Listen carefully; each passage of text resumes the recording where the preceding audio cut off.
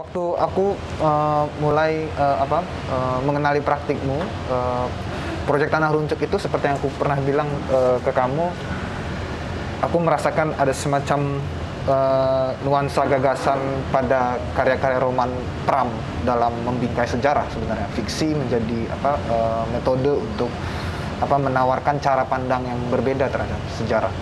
Tapi justru dalam konteks ini aku mau menarik karyamu yang lain, bukan karya tentang institusi fiksi Tanah Runcuk, melainkan di tahun 2015 yang kamu presentasikan di pameran Liminal di Cemeti, The Anatomy of the Lost Memory.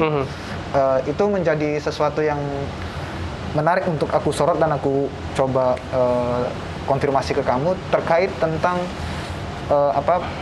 penempatan suatu gagasan fiksional di dalam suatu lingkup institusi seni gitu loh. Nah, kalau misalnya boleh tahu, sebenarnya pada proyek itu, pada karya itu, statement estetik apa sih yang sedang kamu kejar, dan bagaimana itu dia mempunyai semacam tarikan tertentu dengan proyek Tanah Runcuk yang kamu kerjakan di tahun 2014. Oke, pertamanya gini ya, yang perlu tak tempatkan sebelumnya, memang di sini aku tidak sedang mencoba membuat fiksi sebagai satu fiksi, artinya itu adalah yang fiksi yang harus diterima sebagai satu kebenaran. Tidak, tapi di sini adalah fiksi sebagai satu pintu lain untuk kita bisa justru melihat pada realitas kita, atau realitas kesejarahan, atau pada bagaimana sejarah itu disusun. Sebenarnya justru di situ. Nah, di karya Anatomy of the Lost Memory, aku waktu itu sedang bereksperimen dan memilih dengan justru memasukkan elemen-elemen yang non-fiktif ke dalam karya satu bangunan karya yang dalam perspektif ini fiksi, bisa jadi ya dianggap sebagai satu intervensi institusional, karena ini tentu saja waktu itu karya itu dihadirkan di ruang galeri, artinya itu orang udah punya persepsi ini karya seni. Kemudian sekalipun itu adalah satu intervensi institusional dalam tanda kutip di sini, tapi orang pertama-tama pasti akan membaca ini sebagai satu proyek seni, mungkin bisa jadi seperti itu. Tapi alih-alih di tengah timbunan struktur fiksi itu ada hal-hal yang waktu itu aku memang tanamkan, yaitu beberapa kisah-kisah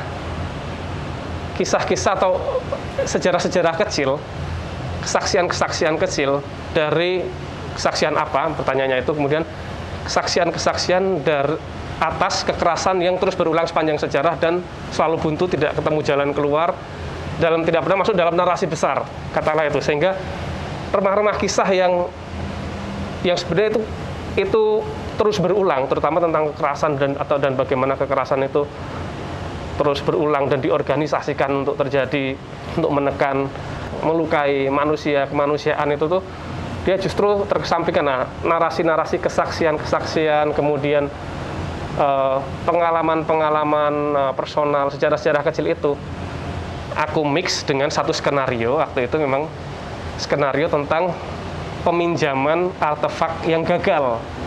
Jadi memang dalam konteks sejarah kita kan banyak artefak-artefak yang diambil, kemudian diangkut ke Eropa, dan sekarang itu jadi perdebatan itu milik siapa, dan tentang repatriasi, tentang pengembalian dan lain-lain. Tapi singkatnya, dalam skenario itu hadirlah narasi-narasi sejarah-sejarah kecil yang dia ikut bersih tegang dengan semua kompleksitas, kerumitan birokrasi dan carut-marut institusional. Menurutmu apakah metode artistik yang berangkat dari penginterpretasian ulang fungsi fiksi itu efektif dalam konteks menghasilkan disrupsi tertentu terhadap wacana? Dan kalau misalnya dari pengalamanmu selama ini, bagaimana kalau bisa ditanya gitu, bagaimana mengukur efektivitasnya sejauh yang kamu alami ketika membuat karya yang berbasis gini ya, itu aku kembalikan ke ini, aku jadi teringat Saksi Mata karya Senogumi Rajidharma. ketika jurnalisme dibungkam, sastra bicara. Artinya ya ruang-ruang tutur fiksi itu selalu dia bisa punya ruang untuk dia memantulkan kembali realitas yang terbungkam, realitas yang tak mampu disuarakan, apalagi ketika rezim bekerja begitu kuatnya untuk mengontrol tiap kata-kata yang beredar, katakanlah demikian. Nah, sehingga seni punya peran di situ juga untuk dia bisa membicarakan sesuatu yang tak mampu dibicarakan, katakanlah demikian. Nah, dalam konteks itulah aku pikir fiksi dia bekerja. Itu juga seperti yang terjadi di Amerika Latin, katakanlah dengan pendekatan realisme magis, dengan ini ya, ketika kamu mencampurkan semua realitas yang magis dan realitas yang empirik gitu, katakanlah demikian.